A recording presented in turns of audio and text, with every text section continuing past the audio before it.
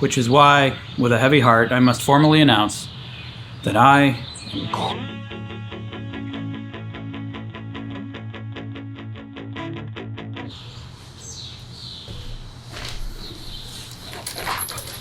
So, as of June 5th, I will have been doing this for 15 years. It's easy to remember because the first thing I said is June 5th, 2007. Thank you, Past Craig. Dan Howell posted a video why he quit YouTube, and then Hank Green posted a video why he didn't quit YouTube. Since I'm not afraid of being unoriginal, that inspired me to make this video. A kid across the street sees me. Okay, all right, now he went away. Visiting China's family in Kentucky at an Airbnb. Oh, he brought his mom over. Now they're both looking. After 15 years, it still makes me uncomfortable. This job is a miracle. I love it. I get to be my own boss. I get to say what I want, and people listen. Because of this, I've been able to travel to faraway places. I met my wife. I don't even know I was married at the time. My band got to tour the country, but it is time-consuming and stressful and unrelenting and unreliable. I see you, 2012 YouTube, definitely moving away from the subscriber system and emphasizing the algorithm, which I ignored for 5 years, and unforgiving. I see you, negative commenters, but I'm pretending to ignore you. You'd think after 15 years I'd move on to something else, wouldn't you? Well, I decided to figure out why I'm still here by using my favorite method, a list. Maybe this can help me figure myself out and also help you figure out why you do what you want to do or don't want to do what you do. Why haven't I quit YouTube? Keep in mind, these are just theories. 1, I was older when I started.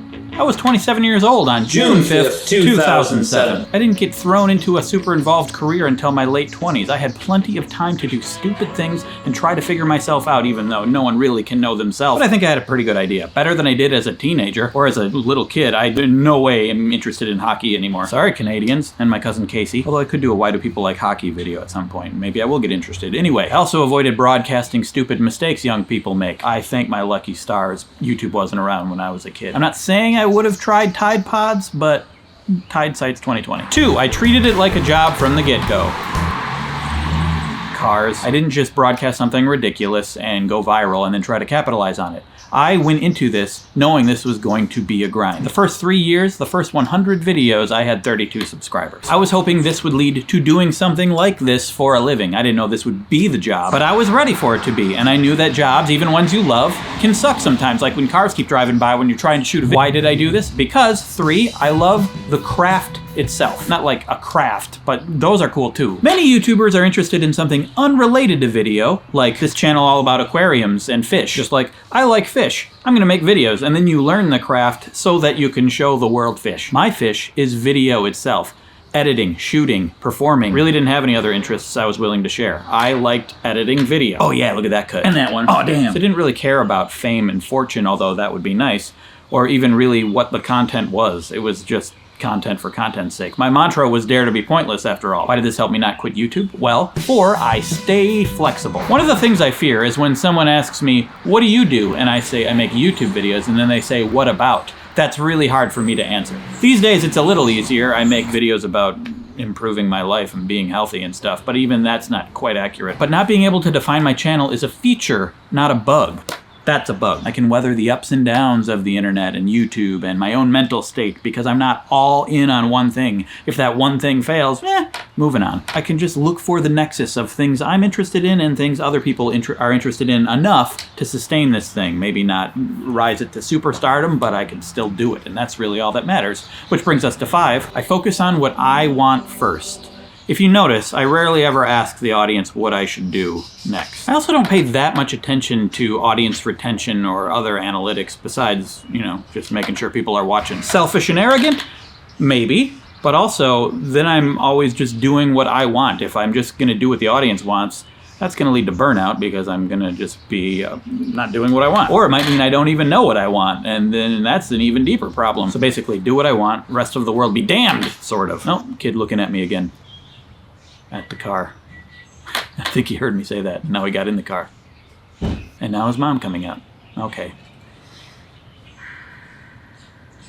Just waiting for them to leave. This attitude is probably why it took me a long time to go viral. My first video you could maybe say went viral was the bad parkour video. A little bit, and then a little bigger, the proposal video. But I never went really viral until 4 years ago when we quit sugar for a month. And then after that, 13 years after starting, I hit 1 million subscribers. This channel is a slow burn, but that means I never fell into the pitfalls of superstardom. That seems to be why Dan Howell went on hiatus for a while. He suffered from huge anxiety, and I also felt like I still had something to achieve, get that 1 million subscribers, and that just reinforced the cadence of production where I could just slowly build the audience and really get comfortable with this being a job. And all of this has helped me keep everything in perspective. The fact that this site exists at all, that I can even just show one person on the other side of the world my video immediately is amazing. The partner program where they share AdSense at a higher percentage than anywhere else. Just being able to do this for a living at any level is wonderful. I still don't take it for granted. I mean, I'd be lying if I didn't say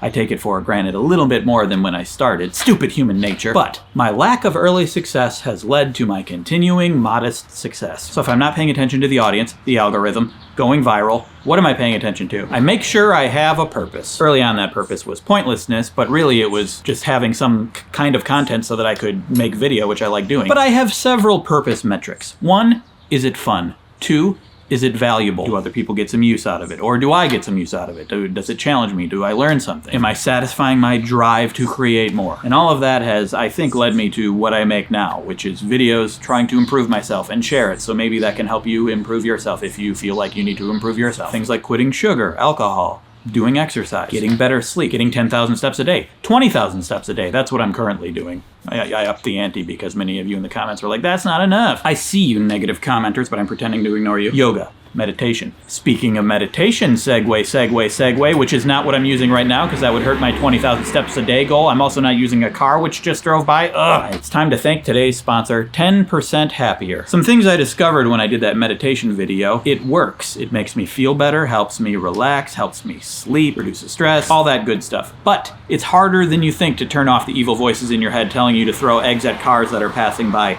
Is that what everyone has in their head? I don't know. And it takes time. It's a skill. 10% Happier helps you hone that skill. I tried apps that give you a routine to go through, but I kind of stopped after a while, if you recall on that video. It just didn't seem to work. But 10% Happier is real, actual people who have real, actual problems to solve by using real, actual meditation. They're a team of real scientists and real meditation teachers bringing you actionable, practical, fractionable advice on how to change unwanted behaviors. And they know everybody's different, so they provide different dances for different trances. You know what I'm saying? And different meditation styles that work with, different people. Everything from the meditation coach to NBA legends like Michael Jordan and Kobe Bryant on improving performance, to 3-time cancer survivor Sebene Selassie on finding stability in turbulent times. You can learn the basics with Joseph Goldstein, taming anxiety with Leslie Booker, anti-diet with registered dietitian Christy Harrison, or probably my biggest issue, work life with Matthew Hepburn. I don't know if he's related to Catherine or Audrey. Maybe you should ask him if you sign up. And a lot more. There's over 500 different guided meditations. That's a ton. That's almost as many cars have driven by since I've been shooting this video. And they have podcasts and a newsletter and books and pets, I assume, at their homes. I don't know. That's unrelated. That's none of my business. But seriously, if you want to get into meditation, this is the place to go. Not sure? Well, you can do a 1-month free trial with the 10% Happier app and access simple exercises that can help you with life's challenges. Go to 10%.com/WheezyWaiter.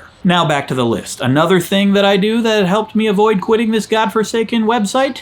I do other stuff too. I don't think of myself as an influencer or a YouTuber. I really don't. I don't know what I consider myself. A human, I guess? A hairy human? I'm also a singer and guitar player in Driftless Pony Club. I've been an actor in a few things like Platoon of Power Squadron. I'm a podcaster, a Wheezy Newser. That's my second channel, where I also do videos, but just different. A newsletterer, a dumb tweeter, and most importantly, a husband and a dad. A had, dusband, dasband, husband. I think it helps that I don't mentally put all my weight on one thing, being a YouTuber. That's too much pressure on that one thing. That would add stress and make it not fun. The bad reasons: fear, ego, sunk cost fallacy. I've been doing YouTube for so long that if I quit, what am I gonna do? What if I get rejected doing anything else? Fall into a fit of depression as an inadequate human because I can't work with others. Everyone finds out I'm the imposter that I think that I am. On the flip side, ego. It makes me feel amazing that lots of people watch the thing that I do, and I truly am great. You can feel both of these things, and I go from one to the other, and I try to avoid both because they're both stupid.